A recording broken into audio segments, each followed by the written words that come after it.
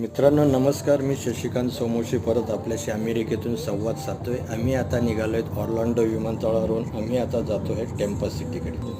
तुम्हाला हा रस्ता दिसल्यावर निश्चितच भुरळ पडत असेल. स्वच्छ, सुंदर, गुळगुळीत असा हा महामार्ग.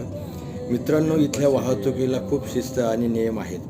इथल्या 50 दिवसात 10-12 हजार मैल प्रवासात फक्त 3 ते 4 वेळा हॉर्न ऐकायला मिळाला आणि अपघात तर कुठेही दिसला नाही. सिग्नल, इतर नियम जसे वळताना थांबा, पहा, मग आहे काटेकोरपणे पाळले जातात. रस्त्यावर जर अपघात झाला तर लगेच ॲम्ब्युलन्स, फायर फायटिंग आणि पोलिसांची गाडी हजर होते. रस्त्यावर कुठल्याही विनाकारण जाहिराती जसे शुभेच्छा, वाढदिवसांचा एकही फलक दिसणार नाहीत. फक्त वाहतूक दिशादर्शक, स्पीड लिमिट इतकेच बोर्ड दिसतात. आपल्याला यातून खूप बोध घ्यायचा आहे आणि शिकायचं आहे. आपल्याकडे अर्ध्या बातम्या तर अपघाताच्याच असतात. हे आपलं दुर्दैव नव्हे तर बेशिस्तपणा आणि बेफिकीरपणा. खरंच आपण यामधून काहीतरी बोध घेऊ का, असा हा रस्त्याचा एक सुंदर व्हिडिओ आपल्यासाठी.